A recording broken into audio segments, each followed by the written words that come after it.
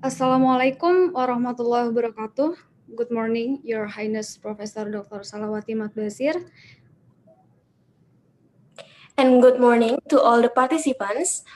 Welcome to the Students Sharing Session with Faculty of Law Undip Students Organization. My name is Ara. And I'm Christina, as today's Madam of Ceremony. Please allow us to read our schedule for today. First, introduction to KRD by Executive Director Research and Debate Organization or Kelompok Riset dan Debat. Second, discussion with question and answer session.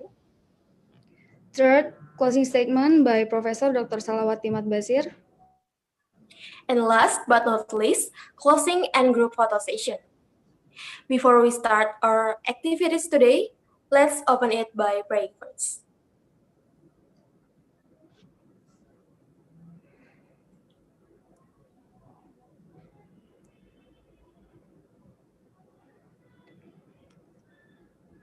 Finish. Moving on, let us read the CV of today's moderator. Her name Karisha Luhtitisari. She was born in Wonogiri, 30th September 1999. She is law student of Diponegoro University and currently take international law as specialization. Her education, she was in SMA and 1 Wonogiri in 2014 until 2017. And she is right now is the students of Faculty of Law, Diponegoro University. Her work experience, legal intern at Regional House of Representative DPRD Wonogiri in 2020. Her achievement, first winner of English debate competition at high school level in regional round in 2015. Second winner of internal debate competition, Faculty of Law Diponegoro University 2017. Semi-finalist of Parahyangan National Debate Competition in 2018. Third place of most outstanding student at Faculty of Law for 2020 in 2019, and delegates of Pajajaran International Model United Nations in 2020. Her organization experience, she was the vice of EXA in 2015 until 2016, and she was the vice of debate division in Kelompok Riset dan Debat or Research and Debate Organization in 2019. She was the staff of debate division in 2018 and 2020. And in Diponegoro Law Fair, she was the committee of National Debate Competition in 2018, head of National Debate Competition in 2019, steering committee of National Debate Competition in 2020, steering committee of Internal Debate Competition in 2020. Okay, without any further ado, to Karisha, the time is yours.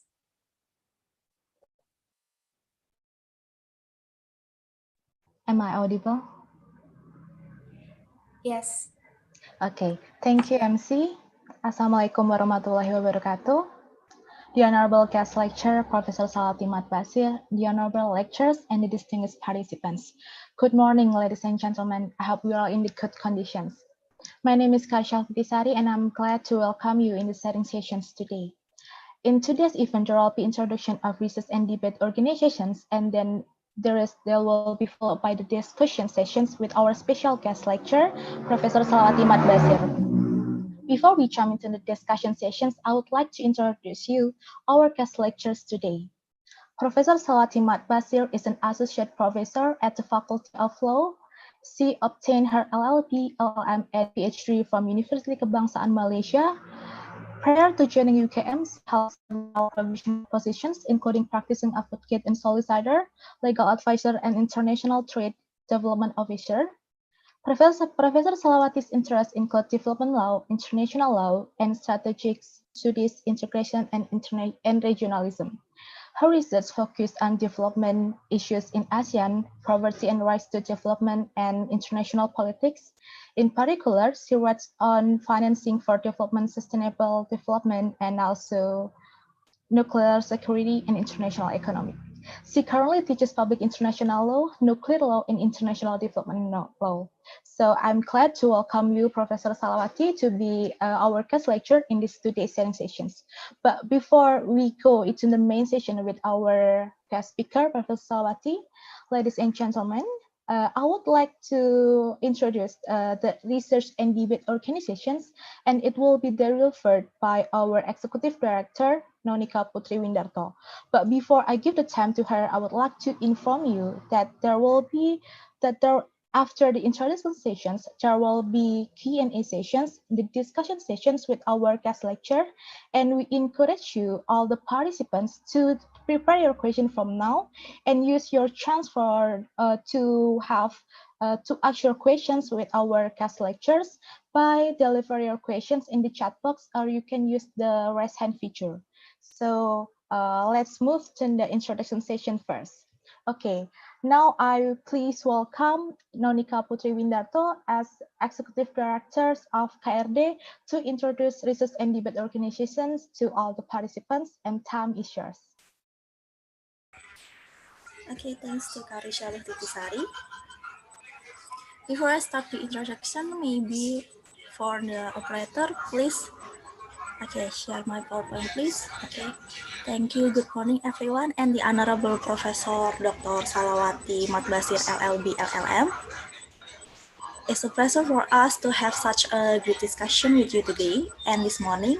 I'm Monica, as an Executive Director of Research and Debate Society, will give a simple introduction about our organization. Next, please.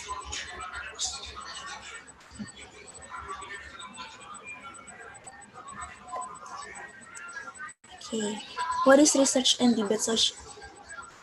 Or we usually call it as Kelompok Riset dan Debat, or KRD.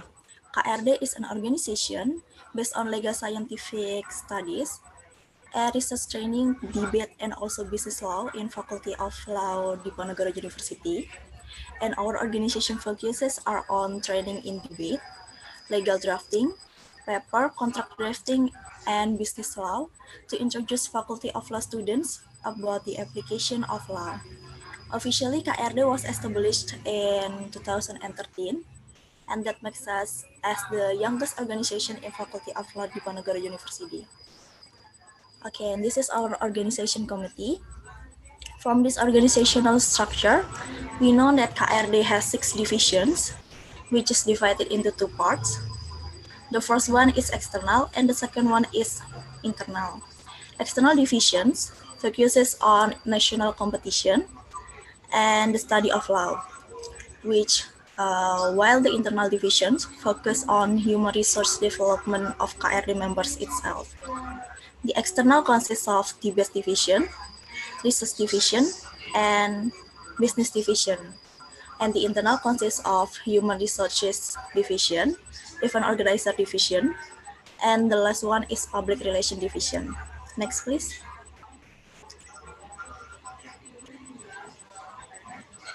Okay, this is our vision, is to build unity that can think critically, act proactively, and progressively through Faculty of Law students, especially KRD members, and to make KRD as a study institution that contributes totally to the development of science, especially legal studies. Okay, next please.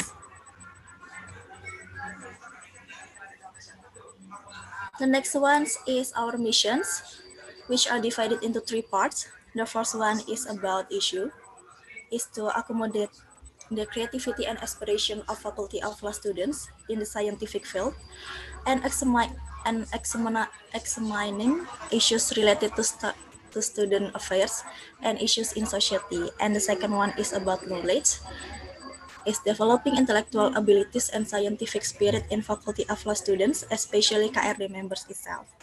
And the last one is achievement, is to make KRD as an organization that excel in legal science studies, especially research, debate, and business law at national level. Next, please.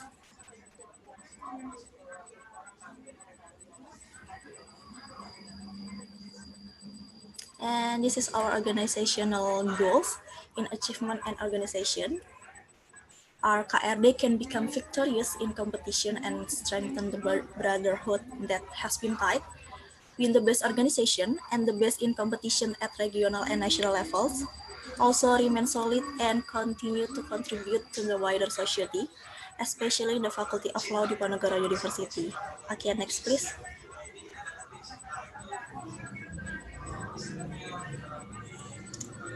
Okay, this is as what I said before. As the youngest organization, we try the best to keep learning in order to win the national competition. And here are some of the competition that we have won. These are some of our achievements last year in 2019. The first picture is the winner of Mahkamah Konstitusi debate competition in 2018. The second picture is second runner-up of Mahkamah Konstitusi debate competition in 2019. The third picture is first runner-up of legal opinion Ubaya Law Fair in 2019. The fourth one is the winner of legislative drafting, and the first runner-up of paper competition at UNS in 2019, and the last one is the winner of paper competition at Unpar in 2019. Next one, please. Okay, and here are our achievements in this year. The first picture, the first runner-up of paper competition at Unpar. The second one is the winner of legal opinion UI Law Fair. The third one is the second runner-up of paper competition at UI. The fourth one is the first runner-up of legal opinion at Atmajaya. And the last one is the second runner-up of legal opinion at UB. Okay, next please. Okay, and that's all about our organization. Thank you very much for the opportunity, and then the discussion will be held. I hope it goes smoothly, and thank you. Okay, thank you so much, Nonika Putri Windarto, to introducing us about KRD. And I hope all the participants here can get to know more and closer with KRD, so they know what is KRD and what is KRD doing during this pandemic. And we still have competitions, and we still have competitions during this pandemic. So actually, it won't stop us. So now I would like to move on to our guest lecturer, Professor Salawati. Okay, Professor Salawati, I would like to ask you, is there any kind of research on debate organization, especially in University Kebangsaan Malaysia? And how about the national competitions that held by the institution or by the government in Malaysia? Thank you, Professor. Okay, thank you very much. I can say that from my own experience, since my study time, I was a debater for my residential college for university until for the country back in 1995 to 1999 during my undergraduate time in University Kebangsaan Malaysia. At that time, I see that our Ministry of Higher Education and University is really encourage students to take part in debate, mooting, any competition. At that time, back in 1990s, we do not have so many competition like we see today. So I think today's students are more lucky because the faculty actually preparing them with all of the competition.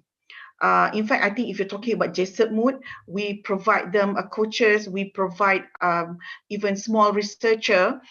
We ask for the alumni to come back and help the student, and also we have a special room for them to do their own research to prepare their memorials. And today, I think that not only international law, but also environmental law, space law, and other laws also having their own national and international competition. So in UKM, I can say that the faculty, the university, and even the ministry is really encourage students to take part. Yeah, to take their part in this kind of competition, because it's a really good and it's really train the law student to be more creative and be more practical, because when you debate, you cannot go beyond the time that have been provided to you. So you need to put so many facts that can relevant to your argument. So this is all need your creative thinking. It's not need your style, your attitudes, and also very important for you to understand what is the problem that given to you, and you need to debate, or you need to handle this in the meeting. So if you're talking about University Kebangsaan Malaysia, I think we do not have a problem. We provide the student as much as we can to ensure that they can go for any competition that can give a benefit to the faculty and the university. Okay, thank you so much, Professor Salwati. So, because actually here we have the organizations in Faculty of Law. We have various organizations that focus on moot court, like before there's Yudo, and there's English organizations and a lot of law organizations in Faculty of Law di Diponegoro University. And basically, KRD, Kelompok Riset dan Debat, is an organization that focus on research and debate competitions. But not only in the competition, actually, we also there will be a lot of there are also a lot of activities that make all the members have a bonding. A lot of activities like night stay or something like that, so we can be bonding and we compete as well. So okay, I mean, like it's good for us to have a new we have new experience for what happened in UKM, or especially. So move on to the next sessions. Okay, the next session is the questions and answer sessions. The discussion sessions with our special guest, Professor Salwati. So for all the participants here, you can deliver your questions through the chat box, and you can raise your hands by using the raise hand feature to ask the questions to Professor Salwati. Okay, but don't forget to introduce yourself first, such as name, batch of our institutions if you are not come from the Faculty of Law di Diponegoro University, and then deliver your questions. Please, anyone here? Would you like to ask some questions? Please use your chance to have. Okay, we have questions, Professor, that comes from Christina Deviana. Okay, for Christina Deviana, please unmute your microphone, but introduce yourself first before you deliver your question. Okay. Good afternoon, Professor Salwati. My name is Christina Deviana Gunawan. I would like to ask regarding to debate competition itself. Is the lecturer in University Kebangsaan Malaysia coach the students itself to debate in debate competition, or is it the students itself, like the seniors that teach the students in University Kebangsaan Malaysia? Thank you, Professor. Well, since that I for past 1 year ago is at the legal office, I not involved in the training of a student in the faculty, but I look that the scenario is the students are more active in participating in many activities, even among the university in Malaysia. So I can say that the way that we perceive and we look into any activities is a very encouraging. So I think you can see that the students are getting more and more involved. And also, I think what I can say in UKM, I can say that many lecturers also try to bring the mood of mooting and debating in their teaching. So we have our own debate club in UKM for all the students, but we also have a specific groups for certain competition, because not all the students can join the international competition except for law student, but certain like international humanitarian, because also social science also have what I can say student who take in that learning in that subject. So sometimes I see they join the Faculty of Law student to present Malaysia or UKM at the national and international level. So in this regard, in this regard, I can say that the tradition or the perspective regarding debating, mooting, actually are grooming very well in the university. So I think more or less like in Undip, I think I can see that you have certain groups, but in UKM we are more specific group because we have to cater many competition, and some competition is for the whole UKM, so we mix the students, doesn't matter where they come from, but each faculty. But on certain debating or mooting, it's so special, so it needs faculty of law or the student from faculty of law to present. So that's the comment that I can give. Okay, thank you, Christina. Do you want follow up the yeah? No, it's clear enough. Thank you. Okay, thank you. Okay, let's move on to the next questions. Okay, for all the participants here, it's an open discussion, so you can ask about how the students of law in Malaysia, or you can ask about some topic, some issues that happen nowadays. It's a free discussions. Please tell about your questions.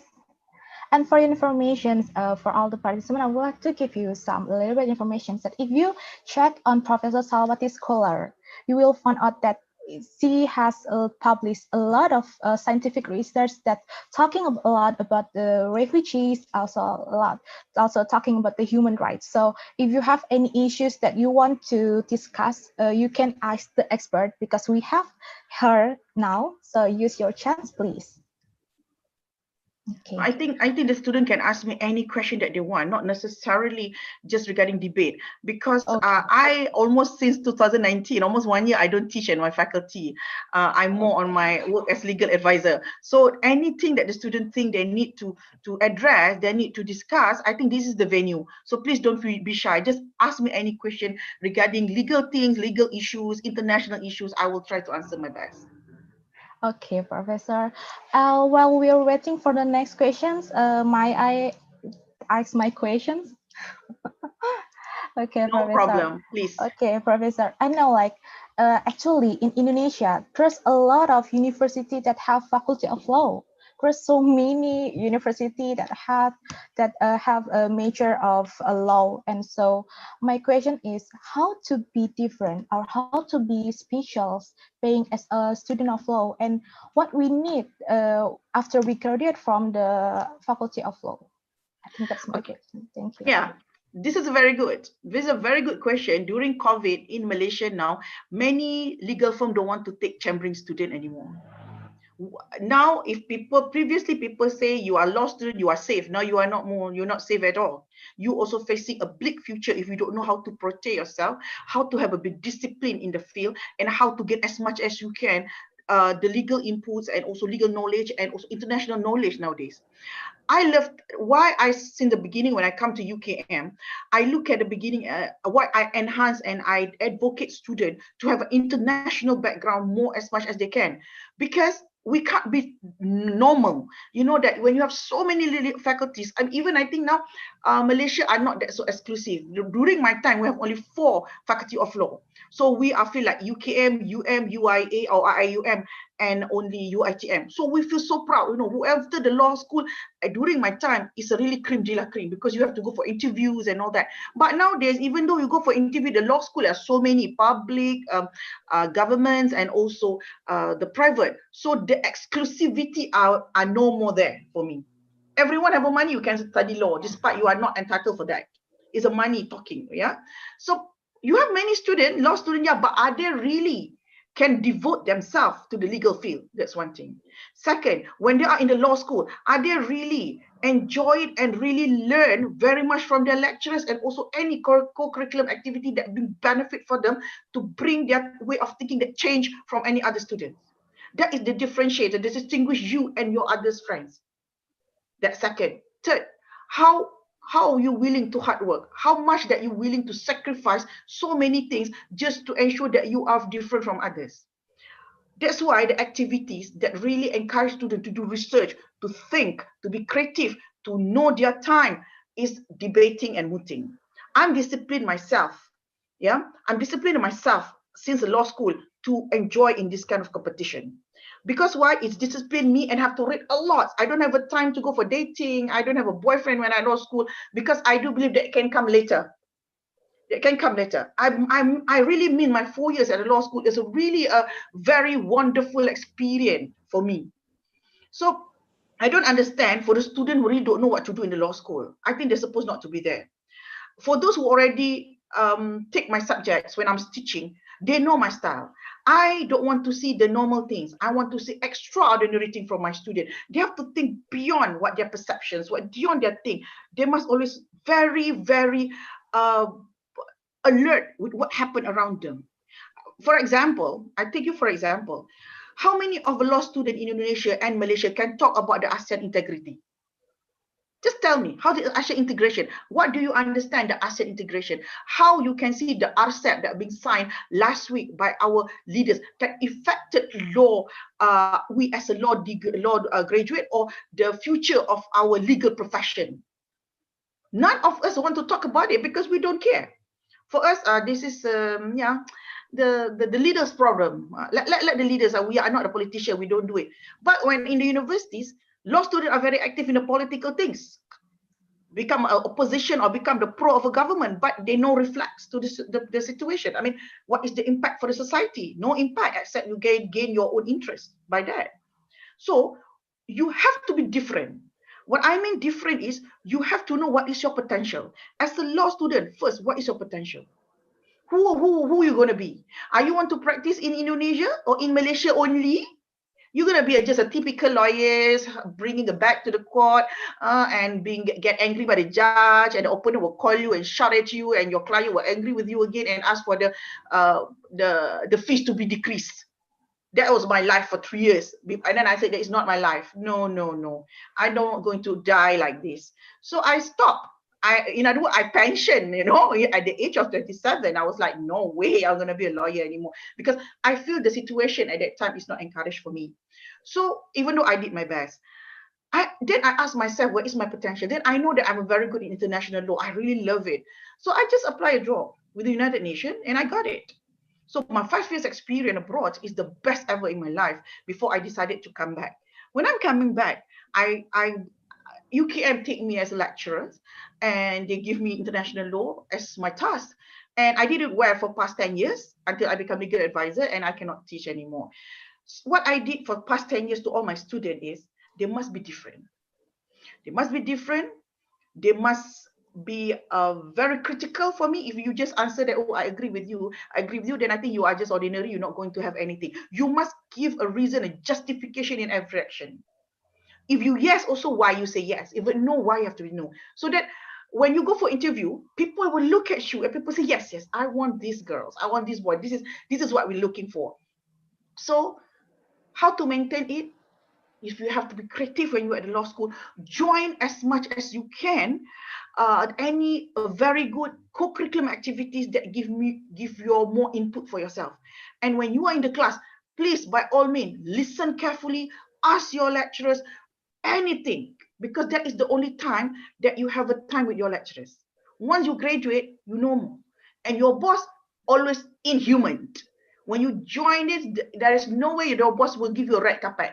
Normally, they just want to give you a shit because they know you are young. You need to get an experience or do it. That's all my experience before. That's why I can say this, because I know the situation is getting worse, this COVID-19. So prepare yourself to see the worst part of the world, but how to be calm and positive, know your potential, always create opportunity for yourself. And how you do it, I think now there are so many ways. So don't worry. You can do it. But if you need to know more, you can always ask or go to your career center or talk to your lecturer that you feel comfortable to.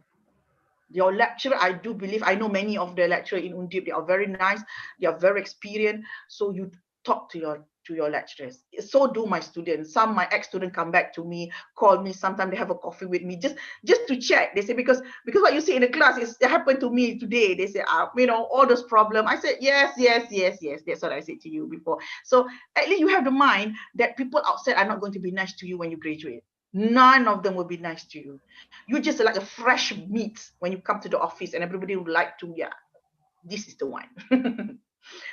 Yeah, prepare yourself at the best you can. Okay, thank you, Professor Salawati. I think I'm at the 7th semester this year, so I have to prepare myself because I'm a freshman. Okay, Professor Salawati, let's move on to the next question. So we have questions from Shazwan from UKM. Okay. His question is, I want to ask about Dr. Salawati's opinion about stability of politics in Malaysia and its relation to this current situation, such as during pandemic, economic situation, and also relation with other nations in international level. Okay, to be frank, that Malaysian politics are not stable. Frankly, not stable, because we do not have a very strong government that can make people want to listen. Yeah, people are divided, but people quite not show it because of the economic situation. That is a very dangerous for the country, because if a government are not strong, it much related to the economic strength of a country. So if you want the economic to be strong, you need to have a strong government. Yeah, this is something that I think we need at this moment, but we don't have a choice. Seriously, we don't have a choice. So what we have to do is we have to be very look at what's next for us. We have to just be the best what we can to us and to the society. So if you ask me, the situation in Malaysia is we are not good at the political level. Our strength in economic is very weak at this moment, and we have to struggle despite this COVID-19, the unstable of the politics. And also when the economy is not good, we have also the cultural and also the social problem. So this is what we're facing at this moment. And if we cannot focus, and if the government are not really can help the national issue, what else for the international issues? That's why lately in Malaysia, many people don't give any attention to any international issues. That I say, none of our people that really question RCEP that being signed by our government, or the ASEAN government with another countries last week. Is there any impact on this? There is any impact. Previously, we have a debate in UKM about should we or should not sign RCEP and TTPA. But now, no one wants to do that because everyone are busy with all those, class, online class, this, that. So we are lacking in look at how we can do to ensure that our country go further with the international scenario. We don't have that at the moment. I'm sorry, but this is my personal opinion without prejudice. Okay, thank you, Professor Salawati. Is there any questions? Okay, for the participant, I would like to remind you that please use your chance to have good discussion with Professor Salawati. You can deliver the questions by the chat box, or you can raise your hands. Is there anyone who want to raise your hand? Please, you can deliver your questions to Professor Salawati. Okay, please, you can ask the questions that relate on our topics today. Okay, anyone who want to ask the questions, please. We encourage you to use this chance to have good discussions with our class lecture. Okay, we have Mianda Manuru. You can unmute your microphone and deliver your questions.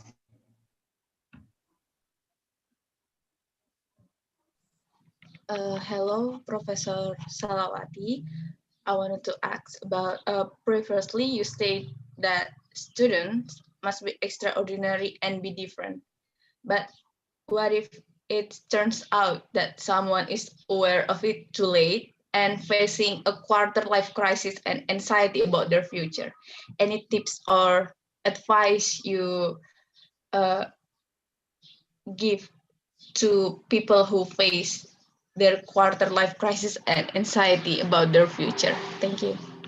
Okay. I think life is not just about what we're going to earn. What about the job? That is not only that.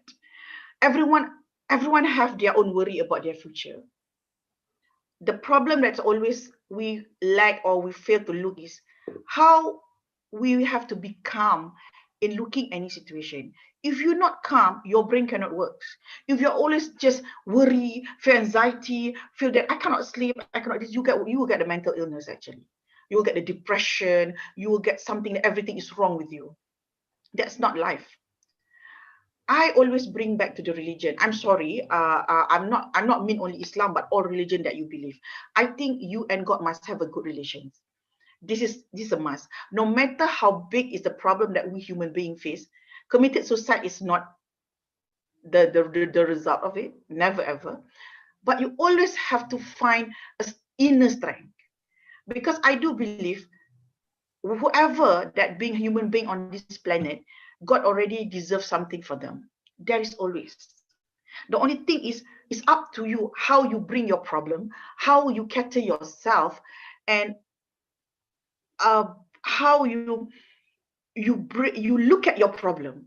Because I cannot tell you, I'm telling you that 45 years I'm living in this world. The very challenging time for me is after my graduation until today. The more older you become, the more challenges, the more problem you're facing in your workplace, with the family, with the kids, with the husband, because it's growing part of time. But how you look at it? So rather than you worry, why not you calm down? Every day you want to do the best for yourself and for your family and for people that really listen and nice to you. You don't need to have so many friends. I'm the person that I don't trust so many people. I have only 3 good friends only. Since my school, university time, and even my working time now. I only got 3. I never go and everywhere is all my good friend. No. 3 of us facing almost every phase of our life. Married, some divorced, some happy, some not. But for me, the calmness is very important. And how to get the calmness is by doing goods to you and to others. Despite people are really sometimes very bad to you, just ignore it. Because if you influence with the negative vibes, then you start to react a different way. You can't do that. Calm and let whatever people want to say to you, let them say. Do not affect yourself. Whatever it is, you focus. And what is your goal? You must have a goal in your life. For example, my students say, okay, I want to graduate doctor with flying colors, and after that, I want to do my chambering. Despite people say this is very hard to get the chambering, to be an advocate, solicitor, I don't care. I will get the place for it. You will manage to get, because you want it. Your focus is what in your mind, and with that kind of positive vibe, you will go better. You will do it because you already been influenced and be determined by that. But if you're just okay, maybe I get it, I'm not so sure, then you will be trapped. As long that positive thinking, and after that, but at the same time, you must have someone that supports you. And I do believe support from your family, from good friends, and after that, with you and your creator. You and your creator is somebody that cannot stop it. Whether you are Christian, you're Buddhist, you're Hindu, you're Muslim, you and your creator must have a very good relation. Because at the end of the day, you need just talk to him about what you face. And he will always answer you in a very nice way. So stop being worried. Stop about can I do, I cannot do. No, you can do it. The only thing is you lack of motivation to do it. Listen to me carefully. Do not feel so anxiety, but be creative, be calm, and start to plan your goal and start to think how to achieve the goal. So you'll be motivated day by day to achieve that. So you will not going to have a time to feel worried about your life anymore.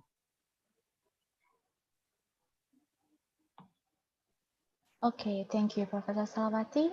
Okay, we have another question from the chat box. I will read the questions. Hello, my name is Chitra from Research and Debate Society. My question is, what is the most important thing for managing the situation for citizens in Malaysia at pandemic or helping refugees from another country? Okay. Okay. For us, okay. I think I speak these things in a few classes. Malaysia and I think also Indonesia, we are not the party for 1951 conventions or protocols. So we actually do not have any responsibility to anyone who want to be a refugee to our country. Actually, we suppose can just ignore them, but we don't do that. Because in the name of humanity, in the name that they are human beings, we allow them to come. Unfortunately for Malaysia, we do not have the mechanism to control these people. When they come here, they are scattered and they are always being, we handle them like, okay, you go to UNHCR because that's what you have to do. We don't know because we are not party for it. Unfortunately also, our law is if you are not documented, you are also illegal immigrant. So we do not differentiate the undocumented or illegal immigrants with the refugees and asylum seekers. So these people are also fall in the category of illegal immigrant. So when they are forced in the category of illegal immigrant, they can be arrested by police and be sent to the deportation center by the immigration. So this is against of human rights. Second, UNHCR do not have any capacity to handle so many refugees in our country. We got about 178,900 plus refugees. Yeah, so from so many countries, but majority Rohingya from Myanmar.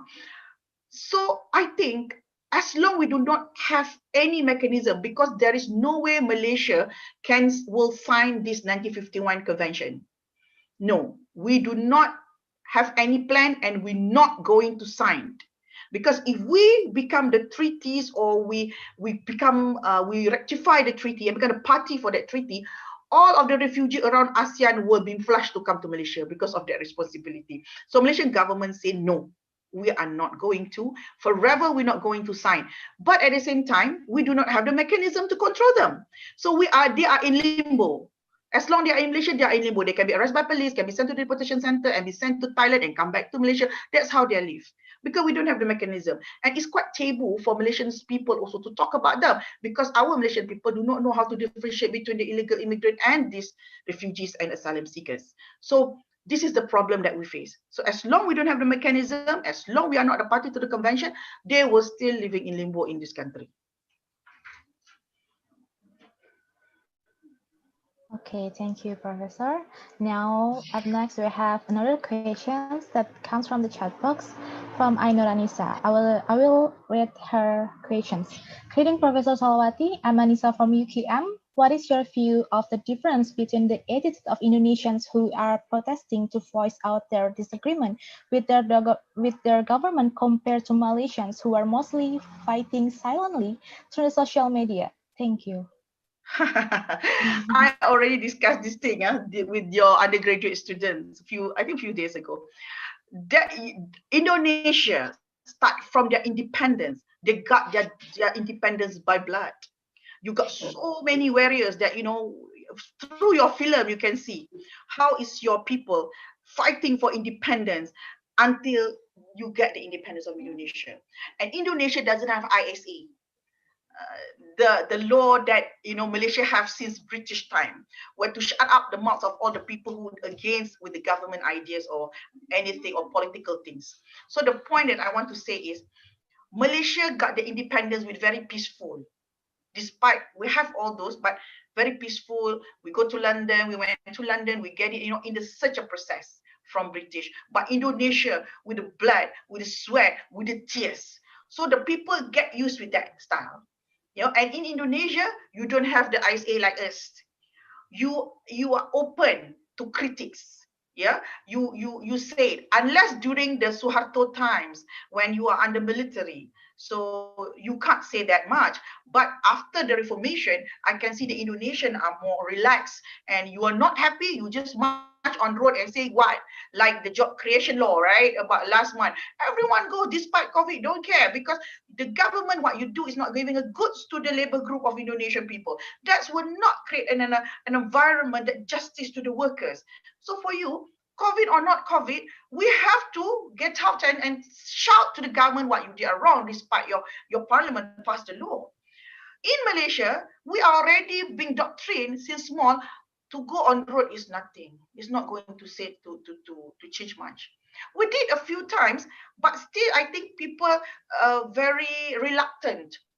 Unless you are really support that cause, yes, you go. But then after that, you will get a letter. If you are a government servant, then the letter come from the ministry. If you join this um, demonstration, you will take any disciplinary action. So we don't want to lose our job. So we just play. We just saying through our social media. That's why Malaysians are very good in terms of becoming good netizen to critique, to condemn everything, because we do not have a way to show to the government that we don't like you. So every time the Prime Minister come out in the TV and talk about COVID, people will show the anger. It's just a sign to him that we don't like what you say. So that's why I say protesting is stuck because of the nature of the country and the law that govern the country. Indonesia doesn't have ISA. We do have ISA. So ISA is for so long with Malaysia and already indoctrinated in the way of the Malaysian that when they grow up, that we don't want to have any problem. We don't want to have a problem with government. So for so long, 60 years, Malaysians are governed by the Barisan Nasional until recently, back in 2018, people like so fed up and make a change. But then the changes also not so long, 22 months, and now we govern by the people who are from the different parties and all that. So again, the concept of democracy itself in Malaysia still need to be defined compared in Indonesia. Because Indonesia, you see that every time I went to Indonesia to see your election, that you got about 100 partai there. The parties are so many until I'm confused. And every party, they got the dangdut singer to promote their party. So in Malaysia, it's like, oh no, he's just a politician, all that. Very structured in Malaysia, but in Indonesia are very free. So of course, it will be two different legal background, two different way get independence. Of course, two different react towards the situation. Okay, thank you, Professor. To have another questions from Ahmad Iqbal. Hi, I'm Iqbal from UKM. Can I have your opinion on how the US presidential, sorry, okay, the chat says, okay, I will read the questions again because it just pop out another question. Okay. Hi, I'm Iqbal from UKM. Can I have your opinion on how the US presidential election, as Joe Biden is the projected winner for the elections, can affect the South China Sea conflict between US, China, and Southeast Asia? Okay, very good question. I think South China Sea will have more complicated issue in the future because Joe Biden will continue the style of Obama because he was a deputy president during Obama as a president. China until today not say congratulations to him because if Trump was the one who win the election, China will definitely say congratulations because they know Trump's stupid and Trump not so much give more attention to this because he's just only with his national agenda. But for Biden, no. Biden will handle these things very American way. Very American way that I mean is that America always want to have their status quo. They always want to show that we are still the best, we are still number one, we are still the best military in the world. So complicated things will be more getting worse in South China Sea. Because so you can look that China not that happy with Biden. Biden will start to strengthen their foreign policy and will start to look their Indo-Pacific issues within India, US, Australia, New Zealand. So they will ensure that they have a very good base at Pacific. In this way, China will get more stronger and will grip more at South China Sea. So it is not good for Southeast Asia because ASEAN until today, the country that contests of a China at South China Sea, which is Malaysia, Vietnam, Brunei, and Philippines, until today we never go together. Until today we always express the issue of South China Sea according to our foreign policy and according to the interest of our country. We never sit together and have one say to China. So China knows that. That's why when the Philippines brought China to the tribunal back in 2016, China doesn't care. For China, that no, I don't care with it. I still want to say that the 9-dash line that I create is the one that I want. The 9-dash line that cross Malaysian territorial water, Vietnam, Brunei, and Philippines. So we see so many conflict there.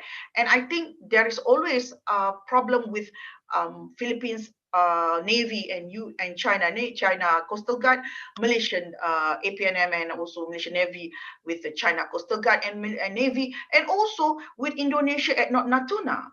So I think very important that Biden want to strengthen that position, and Biden want to show to China, we are still the big brothers. Despite ASEAN doesn't ask anything from us, we were still there. And this is already shown despite before Biden become a president, when Malaysia have a standoff with the China Navy and Coastal Guard during the Capella ship, where the Petronas employ for the drilling of our oil in our own maritime zone. When China come and say, no, this is under the 9-dash line, so this is belong us. So we stand off about 1 month. This is a very, very stress, because despite that, Malaysia do not show any sign for provocation. Their provocation is every single day, but Malaysia are just there to ensure that we protect our maritime zone, and we try our best not to have even one bullet to be, show to the China, because we don't want to create war. So this is I say that Biden look this thing in the best position for him to bring back the name of United States of America in Southeast Asia.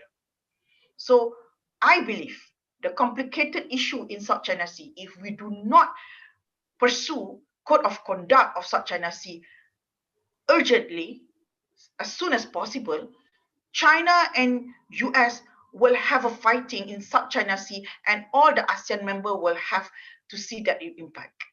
And again, Malaysia are the country that do not have any allies. We're not allies to America, we're not allies to China, but we bring goods and big goods to both of them, because both of them actually is a very important trading partners to us. So for Malaysia, we try very much to be neutral in this issue, but as usual, I think Vietnam are very clear. They are on behalf of US because of the history and also the recent happened between Vietnam's army and also China Navy. And I think Philippines, despite Duterte said today China, tomorrow US, I think still Philippines are more or less going to be with US because of the history. So Brunei, they're quiet. Brunei, as usual, they're quiet. They're not going to say anything. As long as Sultan happy, they're all happy. So this is the things. So we were looking at this three country, and Malaysia very hard to maintain that issues. So for me, after this, you should follow that how it going to be happen, because I want to see the foreign affairs of Biden after he take oath, and we see whether he's put that as one of the agenda for his foreign affairs at the South Pacific.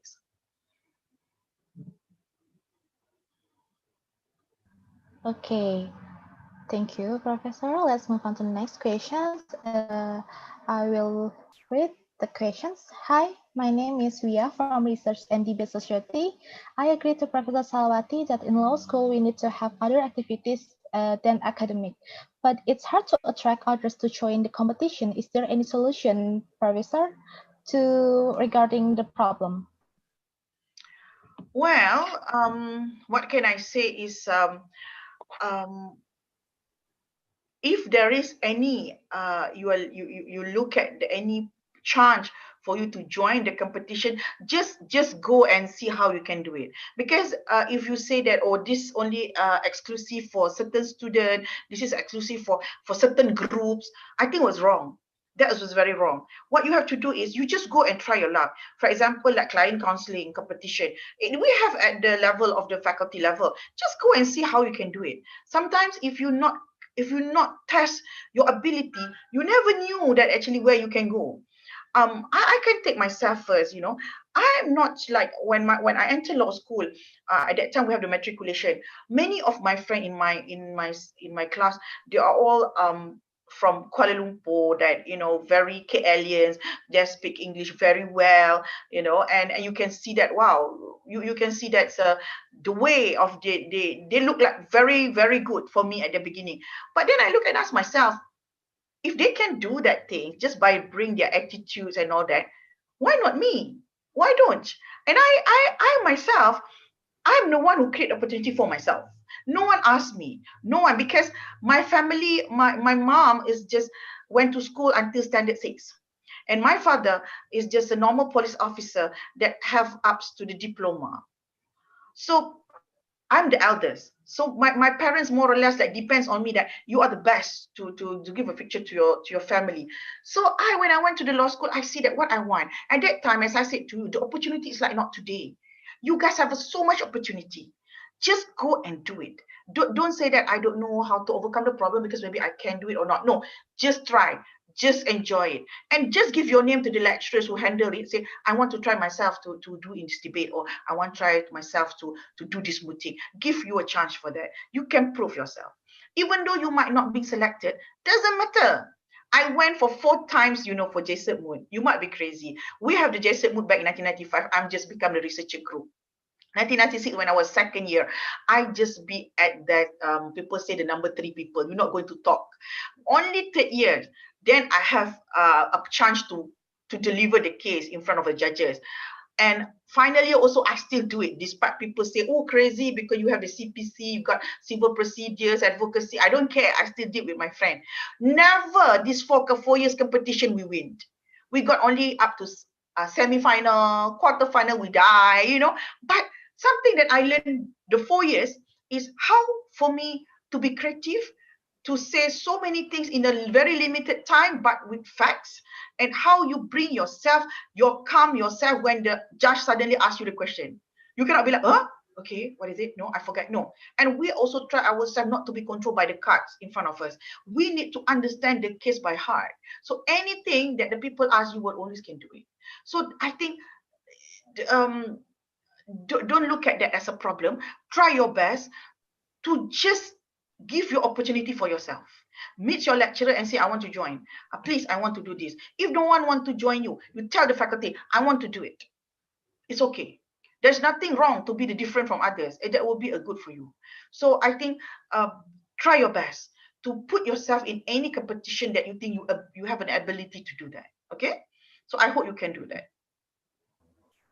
Okay, thank you, Professor. And I would like to remind for all the participants, besides the chat box, you can also use the raise hand features to deliver your questions. Now, moving on, we have another questions from Nonika from KRD Foundip. I want to ask about business law. In this pandemic era, we know that a lot of business become chaos. How does Malaysia governor handle this business over there? I can say that Malaysian government look at this. Yeah. Yes, as I said to you early, retail business having a very big problem. People don't want to go to the malls because certain mall being infected by COVID-19. Certain mall is actually people afraid to go. Like if you are in the RMO situations, you don't know, you cannot go more than 3 people. So we want to avoid all those things. We don't go. So we don't go, retails drops. We're talking about aviation, just die. You're talking about tourism, is yes, here, not so. So almost all the business, including small and medium and small and medium enterprise, also having a problem, and many also the factories and also certain industries or trading, they have to close down their company. Okay, as I said to you, Malaysia are going to have another 100,000 people losing their job by next month. That is not good for Christmas, not good for the New Year. Really not good. It's actually a bleak, a bleak economic and not sure, uncertain situation next year. So how the Malaysian government handle the business here? I can say that after the budget, the government still do not have any competitive stimulus package for certain or for direct business that be affected. No. What they have is only package for certain groups, which their income below 2,000, below 4,000, you know, something like that. But for the business only, they said, okay, you have to join the SOCSO fund that we will pay half of your employee salary. You top up another, pay another half. So you cannot retrench them. Despite they have that package, many also industries take that money but still retrench people, because also the government failed to have the mechanism to ensure that um, money or that fund that being used to save people from being retrenched, actually no one can check and balance for the employer. So that's one. Second, I think the government doesn't give any specific helps to certain industries. For example, like retail industries, I don't see any package for certain industries for that retails. Retails suffer very much because their selling dropped almost 80%. And recently, when they open back, I think they after 2 months back in May, when they are open back the business, they are still just want to get to breathe, you know, not to make a profit, just to breathe. Suddenly we come back the RMO on certain state, and now almost all Malaysia. So it is really down. You know, some people who cannot pay for the rent is out of a business. You see, you can see it. So then when the people who still have, they have to cut, or they have to not to have any part-time. So our student who used to be a part-time in KFC or Baskin and Robin, now they lose the job because people are really want to give an opportunity to the people who really need. So the student is out of contact. So that's the one. And second, I think the government still fail to address the issue of the business that still luxuries during this time, but some are suffer. So I still waiting for the Ministry of Finance to come out with a business package for all type of business. So we can see that in Malaysia, the bus driver, they are being just like nowhere. The association cannot help them. Children not go to school, so parents don't pay. So what they're going to get the income? And nobody cares about this. So I think at this moment, our government are not yet in a good situation or cannot come out with a very good deal to handle the business in Malaysia that being very much affected by the COVID-19. Okay, Professor. We have next questions that's also from the chat box. Good afternoon, I'm Noval from KRT Undip. Currently in Indonesia, we have an issue related to human rights. The issue is Korean company burned the forest in Papua for CPO plantations. And in the same time, as we know that Papuan forests contribute oxygen to the world. And in the same time, Indonesian government signed omnibus law during the pandemic to push investment in Indonesia. From the issue, what your opinion about that? Thank you. Okay, Papua is already have a confrontation with Indonesia. Papua is always want to be independent or give them an autonomy, same like Aceh before. But I don't think so Jakarta willing to give Papua any autonomy, because Papua is the place where the minerals is so much, is an income to Indonesia, and Papua is in the sovereignty of Indonesia. I don't think so Indonesia want to give Papua independence, same like they lose East Timor's. So the Timor-Leste. So I think that's why the people in Papua is actually against the government, because they want to be in their autonomy. And Papua also, if you look at it, yes, they are very, very rich with minerals. They are very rich with forests. Then when you invite the foreign investment, you must have the mechanism to ensure the foreign investment respect your laws, especially environment law and human rights law. But unfortunately, many of third world countries, we are really looking about to bring investment, but we're not really looking about the human rights and the environmental issues that brought together with this. So when this Korean company burned the forest for their CPO plantation, then that will give a very bad impact. First, that area is already a confrontation area. You know, people looking for autonomy from Jakarta, and now Jakarta bring investors which do not respect the locals and also the environment. So the government supposed to act, react fast to overcome the problem, because they know that it's a sensitive area. But if they take, then okay. If they don't take, then I think that will make the rebels or the hatred to Jakarta getting more among the Papuans. Yeah. And I think, yes, Indonesian government signed, already passed this omnibus law or job creation law during the pandemic to push investment in Indonesia. Okay, there is pro and cons. For the government, with 245 million population, they're always being blamed for not doing enough to give the Indonesian people a job. That is the story that from, I think, for centuries like that. After you get the Reformation, you become more democratic. After Suharto's regime, you always that question your government. You don't do enough. You don't do enough. So then now under Jokowi, he wants to do enough. So he said this omnibus law will help. So how it will help? We give this thing, but not all people happy with it. The students, the media, really, they're against that, because for them, yes, we want a job, but it's not the job that can make our dignity go low or down because of that. Because if you look back this omnibus law, there is certain that open the Indonesian workers for danger. For example, the prohibitions, the contracts. It's dangerous to give the people contract, because contract can just be terminated 24 hours. So it's not a good impact to the workers. People against this law because it's not giving a protection for the laborers and for the workers that involved in. Good, you want to bring the investment, but doesn't mean the investment can just because you bring more investment, but your people suffer. One of my research in my international development studies, why Vietnam, why Thailand, and why Indonesia get many investment, but why people are still living in poverty. It's supposed when you have more investment, your cost, your living or your life will be more higher, right? But why in Vietnam and in Thailand, the people are still more or less the same? Because the investor come to this place because first, a cheap labor.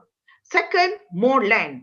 Third, they can make a profit without to pay more much tax, because some government like Thailand, they give a free trade zone for 7 years. You don't need to pay as long you employ certain percentage of Thai people. But when you look at it, how much they give the Thai workers? They just give less than 1,000 baht per month. So if you are really living in the area of the Greater Bangkok, that's not enough. So we question that if you bring the investment, but you don't control the investors, the foreign investors in your country, which is regarding the minimum wages or in terms of to respect the human right of the country, then that is almost the same. Vietnam also. How far that Vietnam can move, yes, they are emerging, true. But how many of their people still live under poverty line, even though many investors from Malaysia run away to Vietnam? Because they think this is cheap labor, so we give them cheap salary also. So that's why for me, this is my opinion about that. Government can always do the best to give a job for people. That is their responsibility because they are government. That's why we elect them. But if you want to give a job that make your own people will rather render in suffer, then the people can go and protest that. This for the, because once become the law, it's very hard to for you to withdraw it, or you want to protest because already the law and will be enforced. Okay, thank you. And once again, I would like to remind all the participants that beside the chat box, you can also use the raise hand features to ask directly to our special guest, Dr. Salwati. Now, another questions from the chat box. I'm Chitra from KRD Undip. Personally, I have visited Malaysia and amazed by Malaysia's cultural harmony. My question is, what is Professor's opinion about cultural differences in Malaysia and how to maintain its harmony? Thank you. Yes, Malaysia is unique. As I said to you, that we are the Federation of Malaysia. That's what we normally people they don't know. We are federation, and federation we have Yang di-Pertuan Agong as a bulwark of the democracy. So this is very important because we have three very big groups. With the largest Malay, and according for Chinese, Indian, and all that. And we are the only one in this world that have vernacular schools where we protect the minority, for those still have preserved their heritage, their language and all that. So I think it's not easy to maintain actually. I think because we reach to this level because we tolerate in many things. You see, we have to tolerate, because if we don't tolerate, we will always end up with a fighting into each other. Lately also, I think we can see that the relationship is not that good because of the interference of the political parties. I always want to blame the political parties. I don't want to blame the people at large, because the people at large, despite whoever they are, whoever their race, their religion, they want to put food on their table.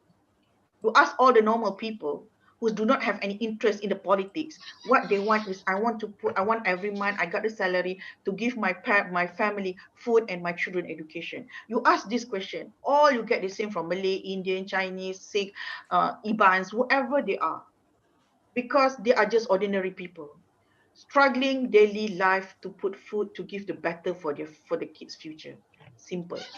But the one who want to maintain and grip the country is a politician. So you know, politician, the best thing to play is the racist card. When you use the racist things, that will be champion. The Malay can say vernacular schools like this, and the Chinese can say, why? We never can be like this. You. So you see, why? Because the political party itself is based on race. So this is the things. So if you still with this, and every time you want to have the election, I will listen to all the same story when I was young.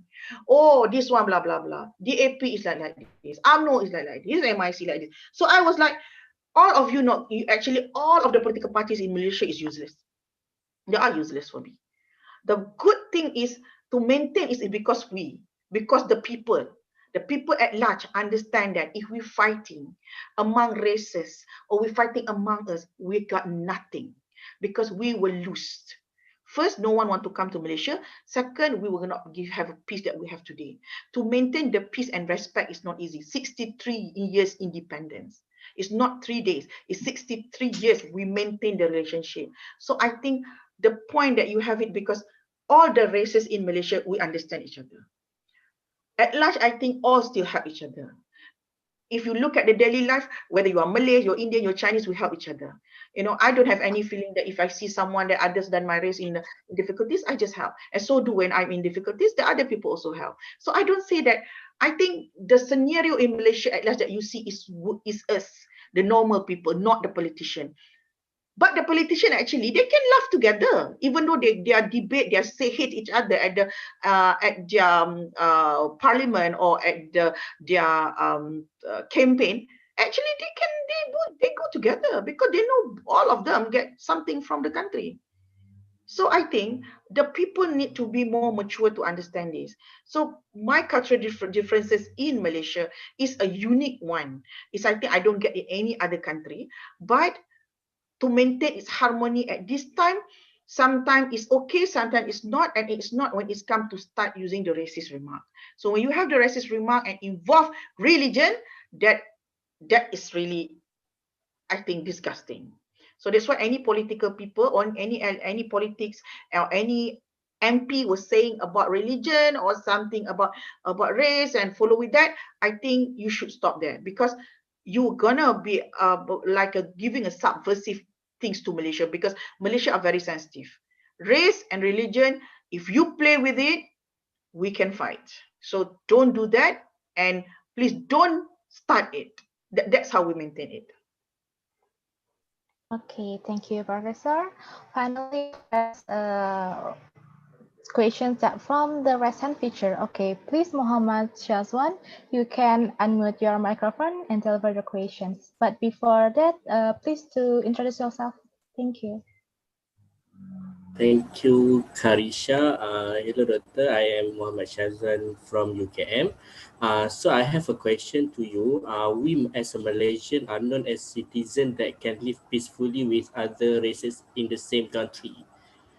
We also have been made respecting each other's opinion and not to touch other races' sensitivity as a norm.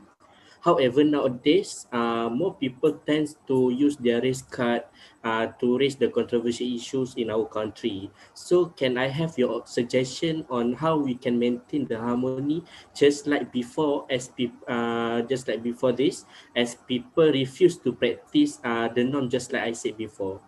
So maybe you can give some new suggestion about the practice that we can use, as we know that today the people is more believe in social media, and also just like they want to talk whatever they like. Uh, okay.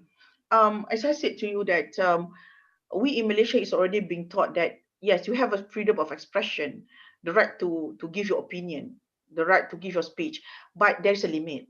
There's no way we can give whatever you want to say, because as I say, I can, if I start the racist remarks on my Facebook and I say, oh, this like this, oh, like this, and what the other races look at me, they will start to say that you are not us, you don't know what we feel, you don't know that, blah blah blah. So they start to say that if a Malay who say this, they will say, what, you got the privilege, they will play back the article 153 in our constitution. That's why I said, don't start it, don't do it, because if you start it and the people will bash you back. So if the Chinese are start to doing that, suddenly we say, see, we accept you, and then you go back to the whole story back in the 18th century. So it hurts them. It hurts certain people say, oh yeah, I'm Chinese, so what? I'm born in Malaysia, and then you think I don't a Malaysian citizen? That another issue create. So do the Indian and all that. That's what I say. Why don't we just look at ourselves? Why don't we spread the positiveness and the love? If you can control your mouth and you can educate your children, that everyone is the same, and I think myself is like, despite Malay got all the privilege, but Malay also not that privileged anymore in Malaysia. Malaysia also now, I think, start become very capitalist to everyone. Even though, yeah, you might can go to university because of the quota and all that, but even though like that, you if you cannot work at the university to go and find and put yourself after you graduate, you will lose. That's why when I said this, everyone is angry with me, because I said, why the numbers of Malay graduate is the largest don't get the job. Okay, fine, maybe there is a racist issue also there, but if you come and you equip yourself, why still a good Malay can get a job? Because you yourself, I can see that for past 10 years I'm teaching the student, I can see that the eagerness between races, the race among the student, Malay, Chinese, Indian, how they work on that. I have my preservation, and I saw it. But the only thing I always say, my style is, I'm not biased to everyone. For those who have a merit, they get A with me. Who you are. So that's why you said just now, when you are playing with that, the racist card, and you start bring back the history in that conversation, and you say, you should not be like this now, we accept you and all that, whereas we already have the social contract. So I think this thing that need to be reminded back, because if you already been accepted part of us, you are Malaysian, then you must act as a Malaysian. That's for me. Because I bash one group of Chinese student when I was in Frankfurt back in year 2005, when they not realize that I was at the back. So what happened was, this group saying bad about the Malaysia, saying bad about the king, saying bad about Malay. Then I raise up the hands and I say, I'm Malaysians, I'm Malay, I'm Muslim. I want to ask of this group, if you're not really not happy with this, all this thing, because you talk you talk abroad, you talk very bad about your country when you come by Malaysian IC and Malaysian passport, then you can always go back to the immigration and you can become any countries, Then they are quiet. I ask the white people, okay, now look, can you accept the black queen to be your queen? I say. And then all the British people who are really clapping their hands before this quiet, you also have a racist in your heart. You're not going to have that. So don't start it, because if you start it, it will be very, very damaging. It will be very disgusting. I say, you're not happy. Yes, you talk in the medium of in our country. You cannot go and selling yourself by saying this, blah, blah, blah, blah. I never say bad about other people's, my people's.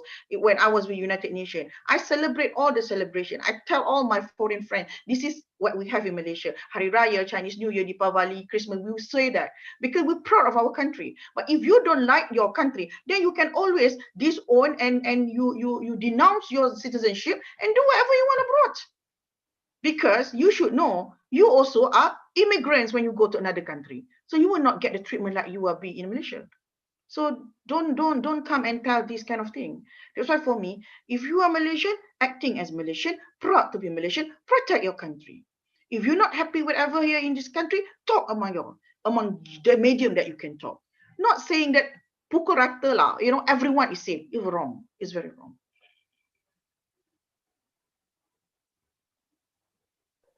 Okay, thank you, Professor Salawati.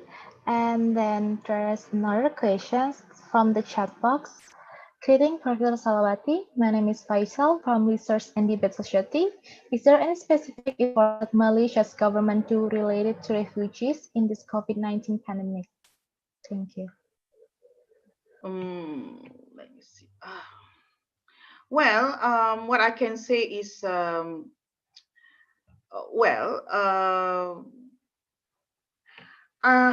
I think our country is I mean, our government try to be the best to everyone, but you cannot satisfy everyone. You see, especially in this kind of COVID-19, which is something that we never experienced before. We never knew how to handle it, and we see that impact is very much affected to everyone. So I think the way that we try to do is, for me, is the best that the government is try to listen to what the needs of the people, and at the same time try to have scholars and also experts to come in and help the government, the ministries, certain ministries, to overcome any problem that happened during this pandemic. Not so much there is, but I think to handle so many things in one time, you cannot blame the government also. That's why I think the scholars, the lecturers have to go and volunteer themselves to help. That's how we do here. Okay, thank you, Professor, for the explanations. Move on. We have another questions that from the recent features. So please, Christina Deviana, you can unmute yourself and deliver the question, but don't forget to introduce yourself. Greetings, Professor. I'm Christina Deviana Gunawan. I want to ask again. Personally, this is my personal question. It is related to the organization or social life in campus. I mean, in University of Diponegoro.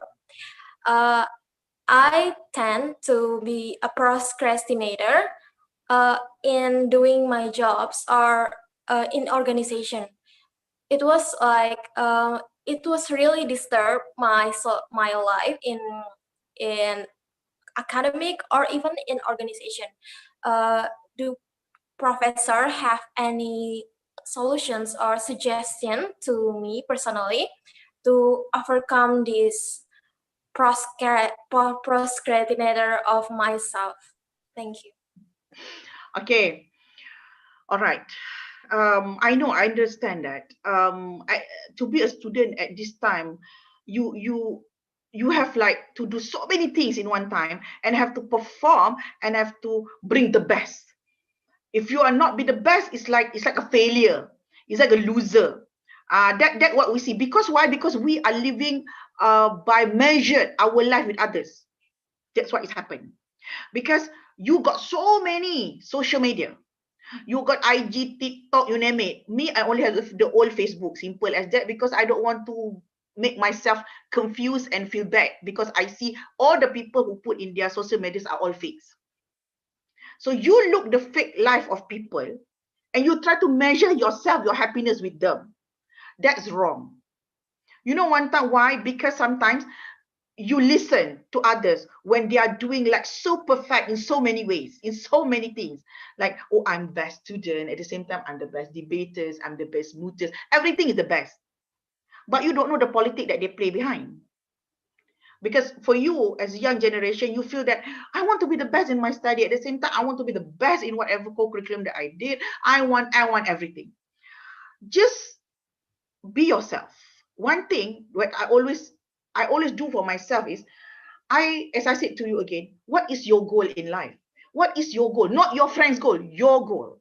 What you want to do in life, what you project for yourself to achieve from now and 5 years, 10 years, and you want to work towards it. Okay? Because if you start to feel that way when you are still student, how you want to face more challenges when you go to your own career, especially to establish your career, because there's so many pressure at that time. So don't worry about it. Again, your priority at this moment is your study. That must be the number one. Second, you need to couple with the activities that give an input to your study and also to build your personality. As I said to you, what is your personality? Are you so quiet? Are you just agree with everyone? Or you have your own opinion on certain things with justification? You need to give justification why you do that. Because I always like the good student, the best way you do is, even though you agree with me, but you justify why you agree with me. Not simply, yes, doctor, I agree with you. Okay, I agree with you. No, that's what's wrong. No. That's why if I do my tutorial, my student will cry. Back in past 6 years, when I do this, my tutorial group, they know if they don't prepare, they better not come to my tutorial class. Because they know what they're going to get with me. Because I never give them a nice time. I prepare them for their future. Go to the law school not as a student, but as a future lawyers, future magistrate, future judges, future attorney general chambers. That's why. Future, if I go and you are just my student. They are not my student. I'm preparing them to face a future. So if the lecturer are weak, the student going to be stupid. So the lecturer must have a very strong personality to create the student. That's why for me, you must know what you're going to do in your life. Your study must be the priority of everything, coupled with the activity that give you all a good mandate to be a very good legal student in the future.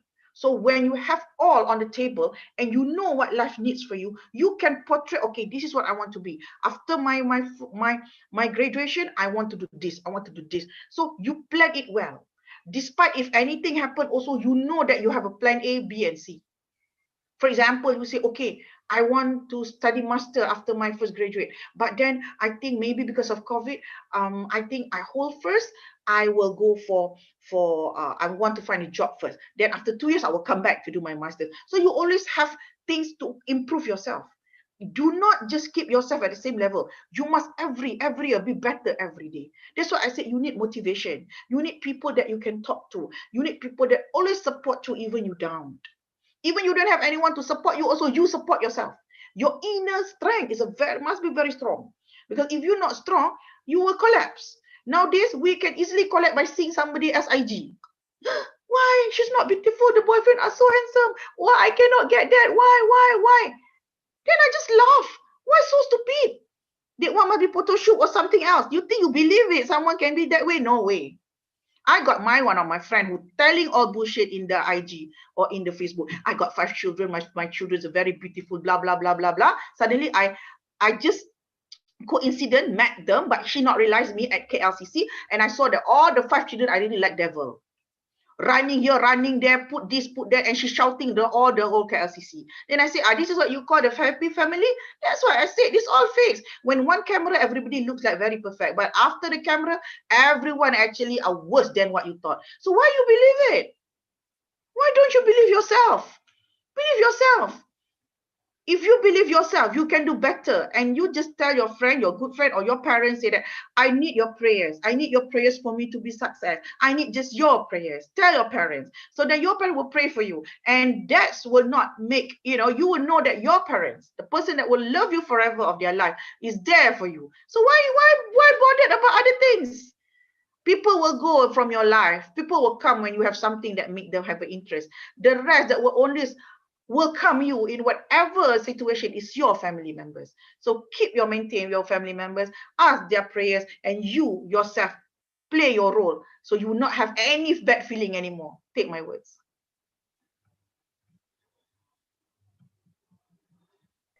Okay, Christina, is it enough? Yes, thank you so much to Professor Salawati for the answer. Okay, thank you. Now we have another questions from the chat. Hi, I'm Indi from KRD. I want to ask about Professor Salawati's opinion about the domestic violence that increased during the pandemic because of lockdown with the abuser at home, for example. Oh yes, agree with you. During the first RMO in Malaysia, our helpline Talian Noor for the domestic the domestic violence regarding women and children is increased about if I'm not mistaken 59 to 72% every week. And also the case of incest, the father raped the girls, and all those incest happen in the family is also getting higher during that lockdown, because you cannot go anywhere, you are being with your abuser, and the cases of women, wife, partners being abused by their partners also is very high. So I think, well, this is not only in Malaysia, it's also in UK. You see, in UK, even the highest in Russia, because I think Russia well known for the domestic violence among the top in the world. Also saying about 21 to 26 women die during the lockdown in Russia because of the abuse by their partners. So I think, you know, that is how we do it. And even though our minister, I think our minister also come up with a few regulations and guidelines, say that if you are in this kind of trouble, please call this number and please help this thing, and I think after being critics for certain issue that they said to the wife that you need to be nice to the husband, I think it's too cliche. I don't agree. Even me myself, I wrote back to the ministers. I said that what you advise is a really funny, because women cannot be treated like a slave to the husband. I don't believe it. I think suppose husband and wife at this pandemic work together to handle their household and also their kids, not only for the wife, and then you beat your wife. At this time everyone is stressed, everyone really lost the job, really you're not in the good situation. Even me myself, I cannot go anywhere except to go to office or be at home. I take turns to be in office and at home. So you think I'm happy because my kids at home and they are always saying they want to go to the malls, we cannot go to the malls, and how I handle them, they have to be online, and that's all stress. But as I said again, I don't like that negative vibes come to me. I bring it that okay, I try my best to handle this thing as the best as I can. So I don't force my kids. If they look tired on one class, I say you take rest first, then you can go late, but 10 or 10 minutes, 5 to 10 minutes to another class, because they're still like they are go to school, But in front of the screen, even worse for the children, because they cannot say hi to their friend, they cannot see their teachers. So I think that's how the domestic violence come rampant, not Malaysia, everywhere. So I think what can we do except the woman call, or there's someone help, or someone alert the police, then we can do it. But again, yes, the numbers of the domestic violence happen in Malaysia during RMO, this pandemic, yes, is quite high. I agree that. Okay, thank you, Professor. There's another question and from Ainur Anissa. Greeting, Professor. Is the action of red teaching as happened in Philippines demolish the freedom of speech and expressions? Thank you. Well, they have the president that I don't know how to describe Duterte, but Duterte is like, I want to do it, I do it, I don't care. So that's him. That's why today he said he doesn't want to have any relationship with US. I'm gonna get close with China. Whereas he forget that he fighting with China as such China Sea. And then another day he said it's okay. I don't like to be with China. I want to be with US because a long history. Philippines are very good to US. So Duterte is what he is. But I think for me, the way that he handles regarding the drug, to killing the drug pushers, where 12,000 people die because of that action that by him said shoot anyone that involved in drugs. Not all the one that involved in drugs is actually the drug pusher that he killed. Majority are poor people from the poor neighborhoods, you know, like Metro Manila, Papanga, there's area that full with the slum area. So that's all the people, many of them die. So I think the freedom of expression, like in each country in ASEAN is different. Yeah, I said that even we discussed just now between Malaysia and Indonesia is the way of it. So in Philippines, some are applause what he did. Some say no, it's only for the poor people. My opinion is, well, every country have their ideas, have their way to put the freedom of speech to the limits, which limit that you can. And I think we cannot again measure or follow that, oh, because of this country do, we have to do. Again, even though among ASEAN members, we still have a very different background, different legal background, and also different system. Our government of system, the government system of the government also is very different. So I think should not we use that thing like to legitimize what we believe that just because of the freedom of expression. So I think whatever they have in their country, they might think is good for them, but not for us.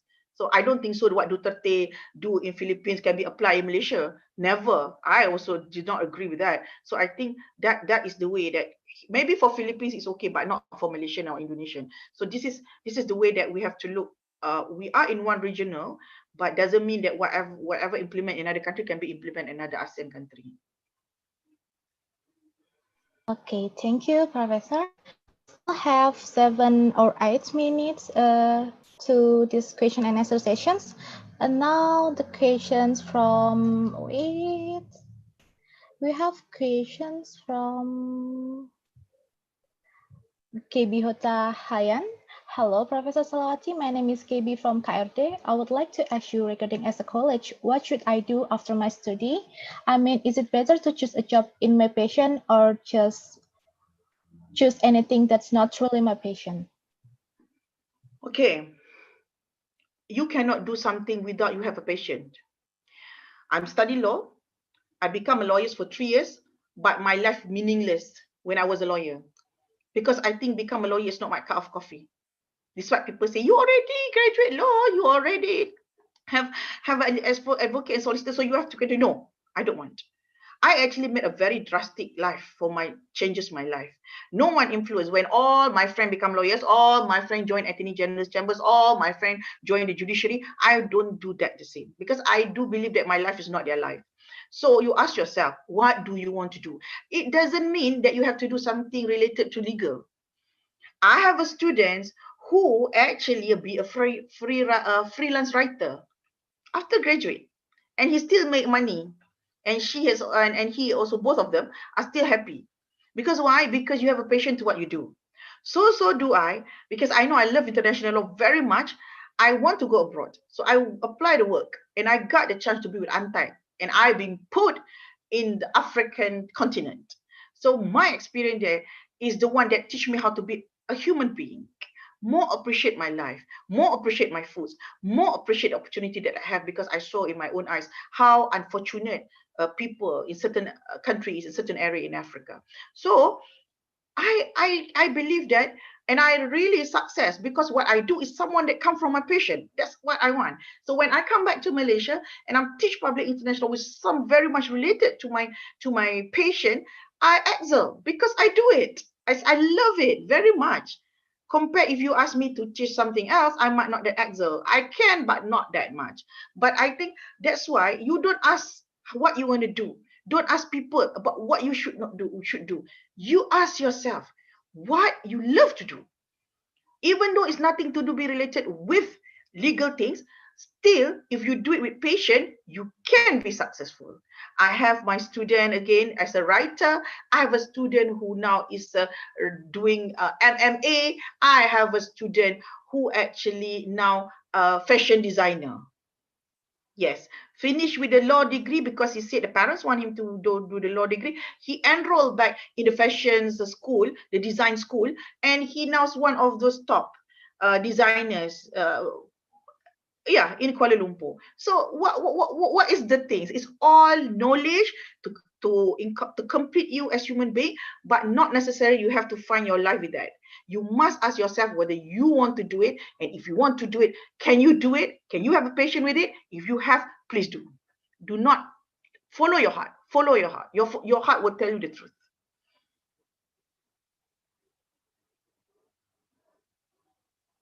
Okay, thank you, Professor, for the experience that you has been shared. And then we still have times. There's questions from Kirtana Palizami. Greetings, doctor. I'm Kirtana from UKM. I would like to ask about marital rape. As far as I know, there's no specific statutes or laws for marital rape in Malaysia. In my opinion, I think that we should criminalize marital rape in Malaysia. Is that possible, Prof? Well, actually, this issue is since 1990s regarding the marital rape. People doing research on this, people write thesis on it, but it's not that easy to pass the law because it need to take into account the religion's perspective inside it. So that's how it is. But what I can see is because of NGOs, is many urge and many voice from the NGO. The marital rape more or less is come under the penal code. Yeah, that's all. Or domestic violence, that's the highest they can give. Okay, because I think the definition of marital rape itself is still, have the debate on that. Of course, we don't have specific statute or law for marital rape in Malaysia, again, because I say you need to cooperate with the religion, because you know that in Islamic perspective, how is it?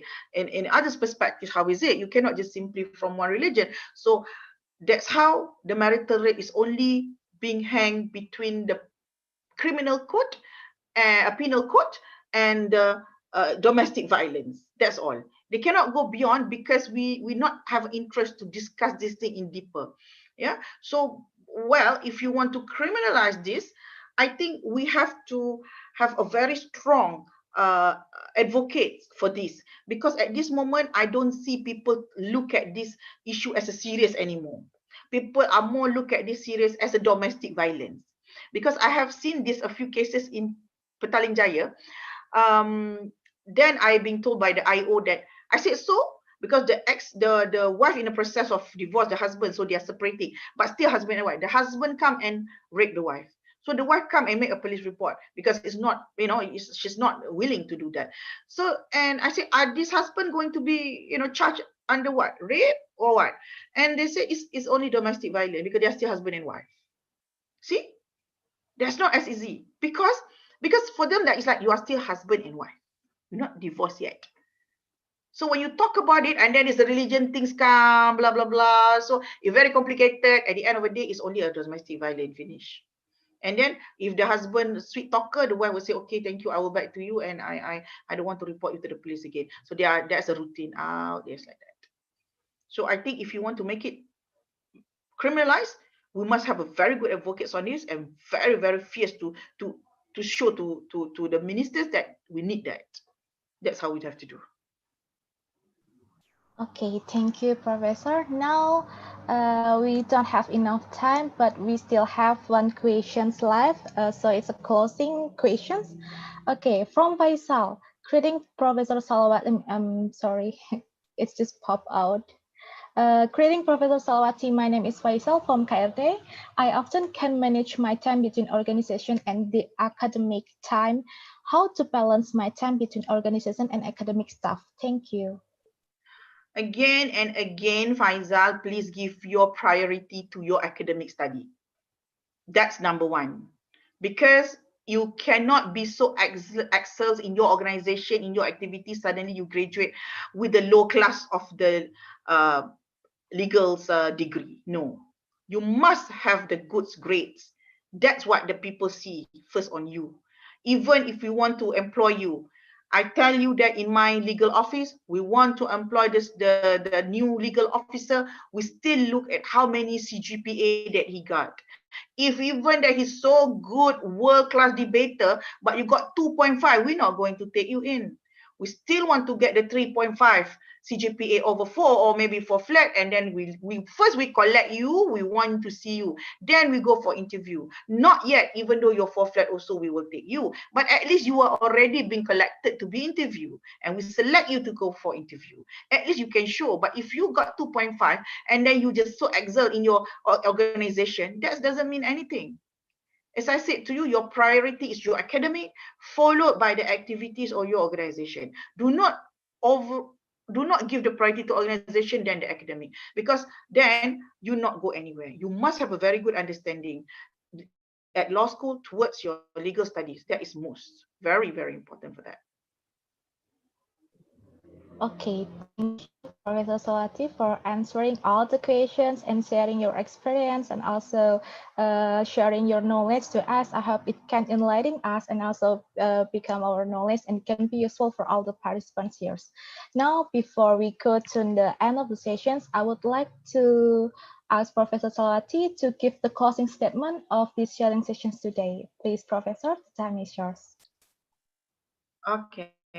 Thank you very much to all the students from all the institutions.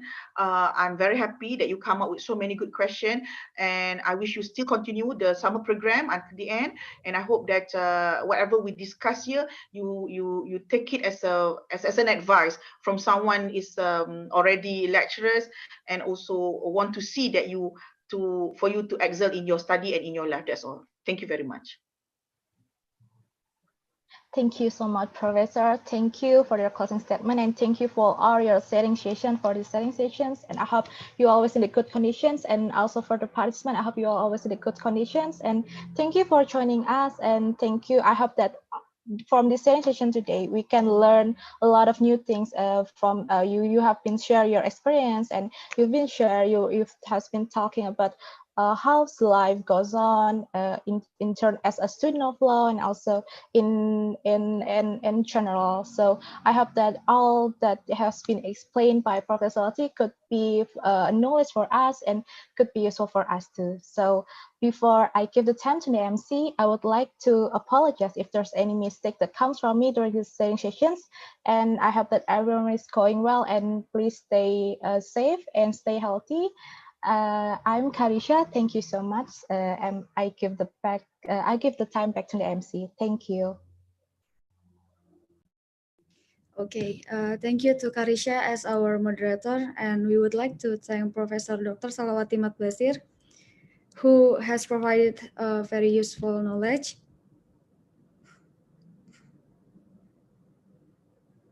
And before we end our event for today, I would like to remind you to fill the link of presents in the chat in Zoom.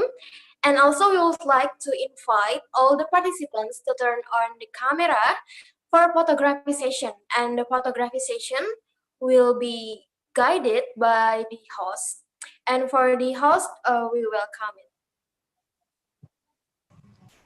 Okay.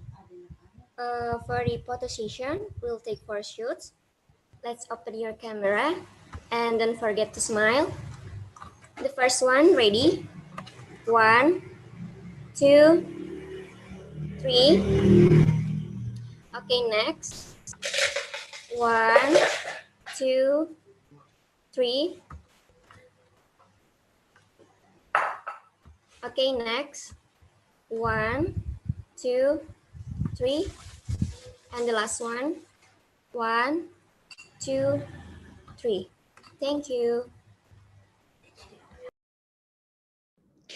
Ladies and gentlemen, as the saying goes, to every beginning there's an ending, and now the event has come to its end. On behalf of the organizing committees, we would like to apologize if we have done any mistakes throughout this event. Let's end today's event by praying.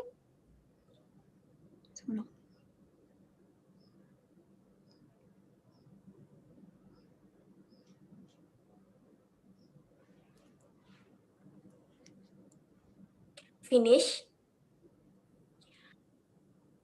I'm Christina. And I'm Ara. We appreciate your time and attention. In conclusion, this will be the end of our presentation. Thank you so much. Good afternoon and wassalamualaikum warahmatullahi wabarakatuh.